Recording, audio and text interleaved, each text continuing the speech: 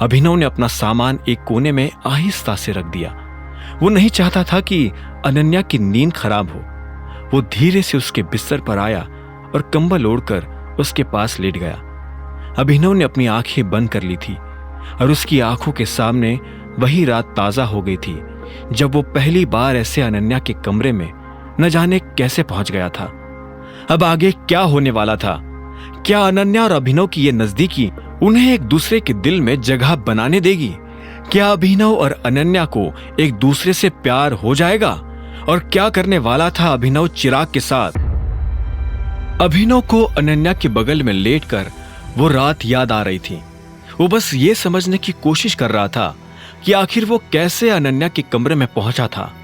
लेकिन इससे पहले कि उसे इस बात का जवाब मिल पाता, इतने में अभिनव को एक जोरदार चीख सुनाई दी। अभिनव पलटने ही वाला था कि इतने में उसे एक जोरदार लात पड़ी और वो बिस्तर से नीचे गिर पड़ा। नीचे गिरकर उसे कोई हैरानी नहीं हुई। उसके लिए ये कोई बड़ी बात नहीं थी।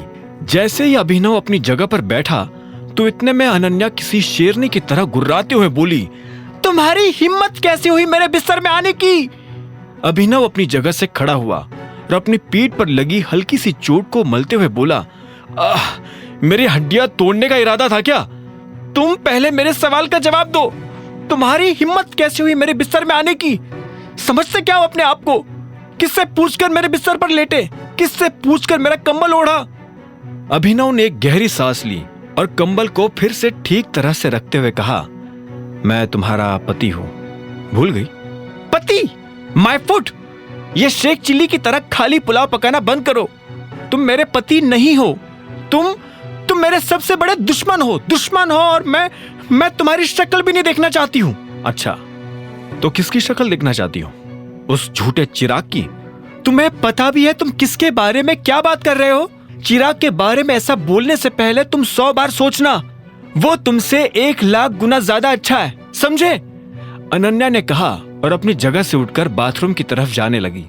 लेकिन इससे पहले कि वो अंदर जाती, वो बीच में रुकी और अभिनव को तीर जैसी तीखी नजर से देखते हुए बोली, मेरे बाहर आने से पहले तुम कमरे से बाहर हो जाना, वरना जान ले लूंगी। अभिनव ने गहरी सांस ली और शांति से बोला, तुम्हें एके प्राइवेट लिमिटेड से कॉन्ट्रैक्ट मिला? यह सुनते ही अनन्या, जो कि बाथरूम के दरवाजे तक पहुंच चुकी थी, अचानक रुक गई। अभिनव के मुंह से यह बात सुनकर वो अपनी जगह पर जम सी गई थी। वो पलटकर अभिनव को देखने लगी। अभिनव उसकी आंखों में हैरानी साफ तौर पर देख पा रहा था। उसने मुस्कुराते हुए कहा, मैंने तुम्हें कहा ही था कि मैं तुम्हारी हेल्प। इससे पहले कि अभिनव अपनी बात पूरी कर पाता, अनन्या ने उसे फटकारते हुए कहा, बकवास करना बंद करो, समझे? अभिनव यह सुनकर हैरान हो गया। अनन्या आगे बोली, मुझे पता है तुमने क्या किया है। कुछ भी नहीं। मेरी मदद मेरे पापा के एक दोस्त ने की है, समझे? चिराग को झूठा बोल रहे हो और खुद कितने बड़े झूठे हो, नजर भी आ रहा है या नहीं? नहीं अनन्या। अभिनव ने उसे रोकने की और अपनी बात समझाने की कोशिश की, लेकिन तब तक अनन्या अभिनव के मुंह पर दरवाजा जोर से बंद करके अंदर चली गई थी। अभिनव यह देख हैरान हो गया।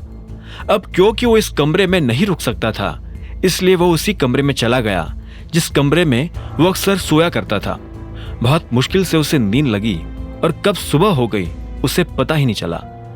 जब अभिनव तैयार होकर बाहर आया तो उसने देखा कि नाश्ता टेबल पर लग चुका था और अनन्या पहले से बैठकर नाश्ता कर रही थी। हरदेव पाल सिंह भी अपनी कुर्सी पर बैठे थे, इसलिए अभिनव भी चुपचाप अपनी कुर्सी पर आकर बैठ गया था। हरदेव ने कहा, मैंने सुना है कि अकरम ने कॉन्ट्रैक्ट साइन कर दिया है। जी दादाजी, अनन्या ने कहा। हरदेव ने धीरे से हाँ में सिर हिलाया और बोला, चलो अच्छा है, कम से कम तुम्हें अपना रास्ता तो बनाना आता है। मैं आज के बाद आपको कभी डिसअपॉइंट नहीं करूंगी। अनन्या ने जैसे ये कहा तो अभिनव उसकी शक्ल देखने लगा। अनन्या के चेहरे पर एक अजीब सी बेचैनी नजर आ रही थी। अपने दादाजी की नजर में अपनी खोई हुई इज्जत फिर से पाने के लिए अनन्या कुछ भी करने को तैयार थी। इतने में हरदेव ने अभिनव की तरफ देखा और बोले, तुमने कहीं काम करना शुरू किया? हाँ, मैं भी अकरम सर की कंपनी में ही काम कर रहा हूं। किस पोजीशन पर हो? Office assistant. यह सुनते ही शर्मिला जोर से हंस पड़ी। सभी लोग उसे इस तरह से हंसता देख हैरान हो गए, लेकिन शर्मिला रुकी नहीं। उसने हंसते हुए आगे कहा, तुम जैसे लोग ऐसे ही नौकरी करेंगे। वैसे चिराग तो हर महीने लाखों कमाता है, तुम कितना कमा लेते हो? अभिनव ने इस बात का कोई जवाब नहीं दिया।